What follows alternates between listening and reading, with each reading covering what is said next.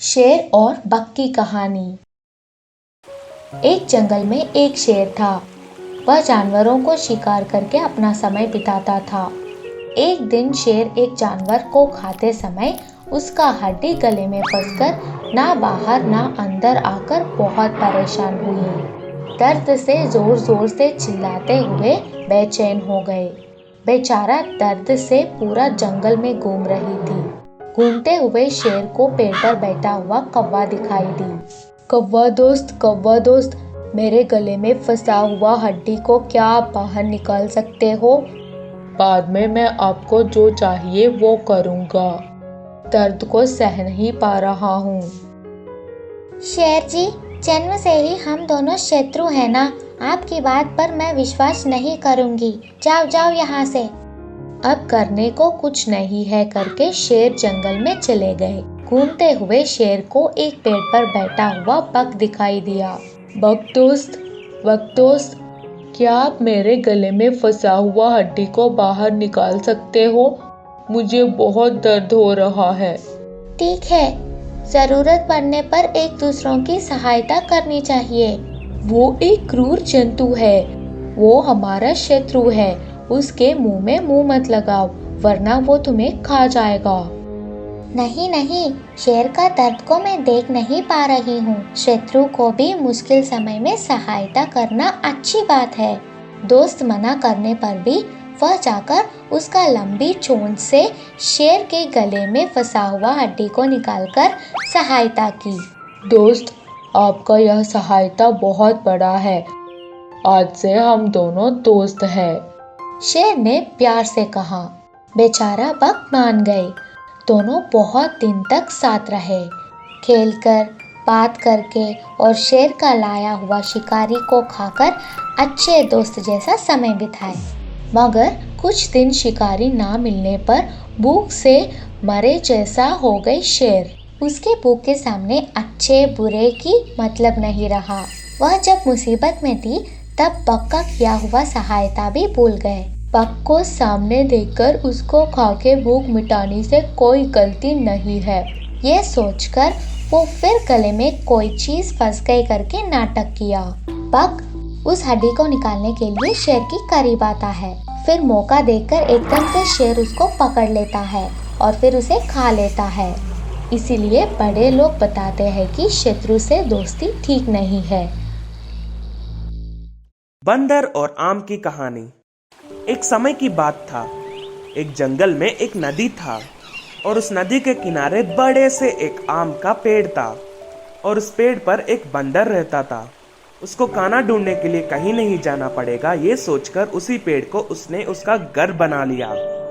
लेकिन कुछ दिनों से नदी के उस किनारे पर एक लोमड़ी आकर पानी पीता था और उसी पानी से अपना पेट भरता था। उस बेचारे लोमड़ी को देखकर बंदर बहुत दुखी हुआ और उसको उस लोमड़ी पर सहानुभूति लगा। एक दिन दो आम लेकर नदी के उस किनारे जहाँ लोमड़ी पानी पीता है वहाँ गया। दोस्त, तुम रोज उस पानी पीकर अपने पेट भर रहे हो, उसे देखकर मैं सह नहीं पा रहा हूँ, इसलिए तुम्हारे लिए आम लाया हूँ। ये आम खाओ, यह बहुत स्वादिष्ट और मीठा है और तुम्हारा पेट भी भर जाएगा। ऐसा कहकर बंदर ने आम लोमड़ी को दिया। मैं रोज मांस के बिना कुछ भी नहीं खा सकता, ये आम मेरा पेट कैसा भरेगा? ऐसा उस लोमड़ी ने कहा। ऐसा स्वादिष्ट और मीठा आम पूरे जंगल में नहीं मिलेगा, एक बार खाओगे तो तुम नहीं छोड़ोगे। बंदर ने लोमड़ी को जबरदस्ती खिलाया और उस लोमड़ी ने आम को खाया। खाने में तो बहुत अच्छा है, अरे बहुत स्वादिष्ट और मीठा भी है।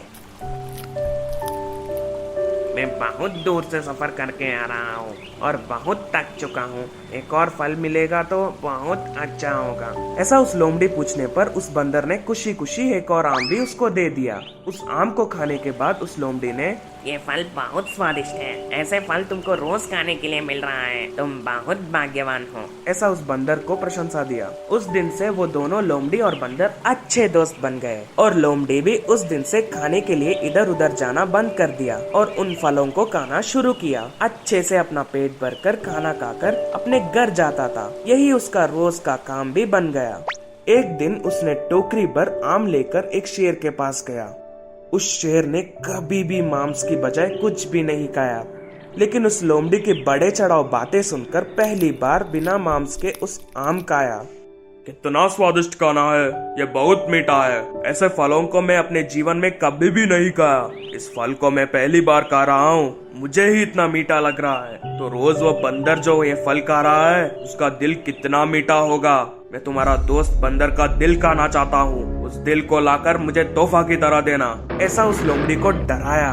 एक तरफ बंदर को धोखा नहीं दे सकता, दूसरी तरफ इस शेर को भी ना नहीं कह सकता, कुछ भी तय नहीं कर पाया। ऐसे ही कुछ दिन गुजरे। उस शेर के बातों से डरकर बंदर को धोखा देने का निर्णय लोमड़ी ले लिया और उसके पास गया। क्या हुआ दोस्त, आजकल इस तरह आना ही बंद कर दिया? क्या उस शेर ने आम को खाया? कैसा लगा उसको? ऐसा बहुत जिज्ञासा से पूछा।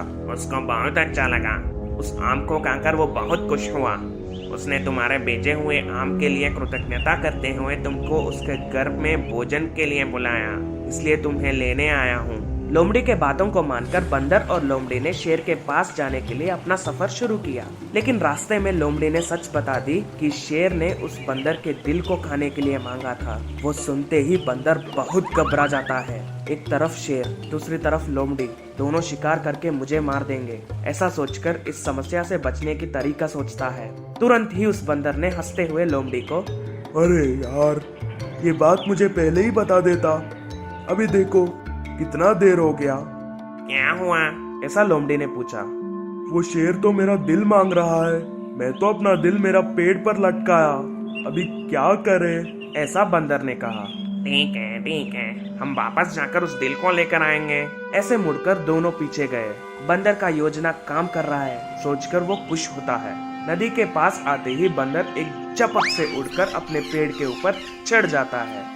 लोमड़ी को तो सब चालाक समझते हैं, लेकिन तुमको इतनी आसानी से बुद्धू बना सकता हूँ ये मैं कभी नहीं सोचा था। कोई भी अपना दिल को बाहर निकाल कर लटका सकता है क्या?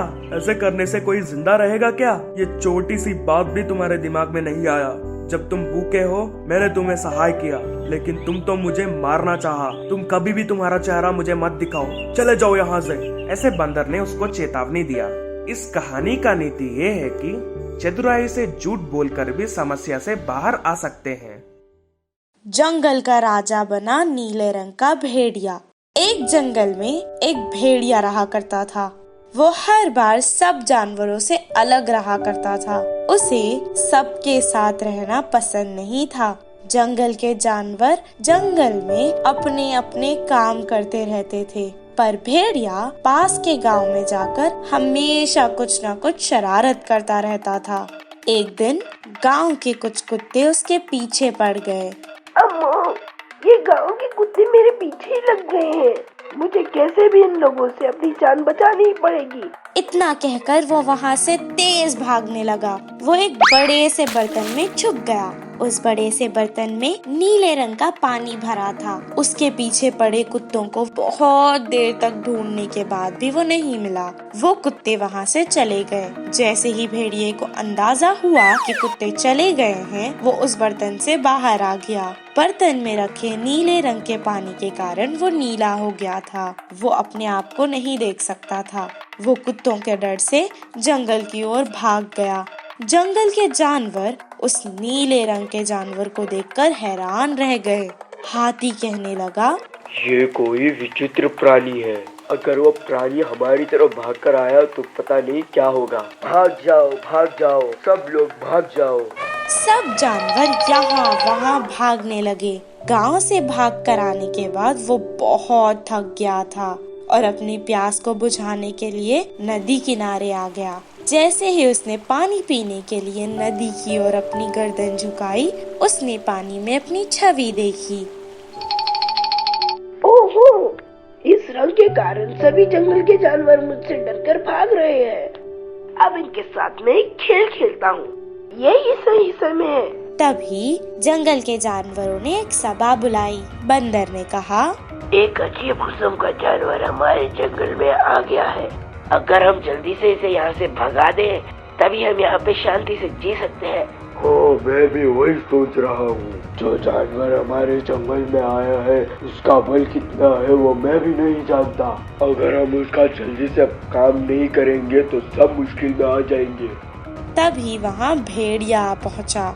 मुझे कमजोर मत समझो, भेड़िए को अपने करीब आते देखकर सभी जानवर डरने लगे और यहाँ वहाँ भागने लगे। तभी भेड़िए ने कहा, कोई भी अपनी जगह से मत हलो।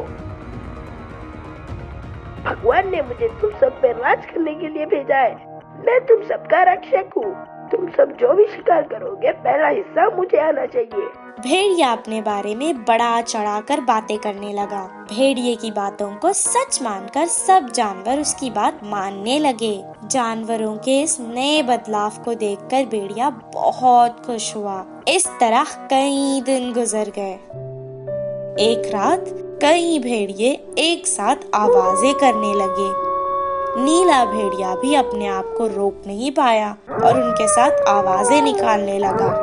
भेड़िए की आवाज को सुनकर हाथी ने अपनी सूंड में पानी भरा और उसे भेड़िए पर फेंक दिया और भेड़िया अपने पुराने रंग में वापस आ गया।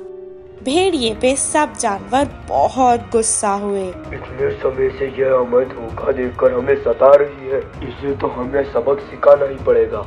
सभी जानवरों ने उसे पकड़ लिया और उसे मारने लगे। इस कहानी से हमें ये शिक्षा मिलती है कि झूठ के दिन ज्यादा नहीं होते।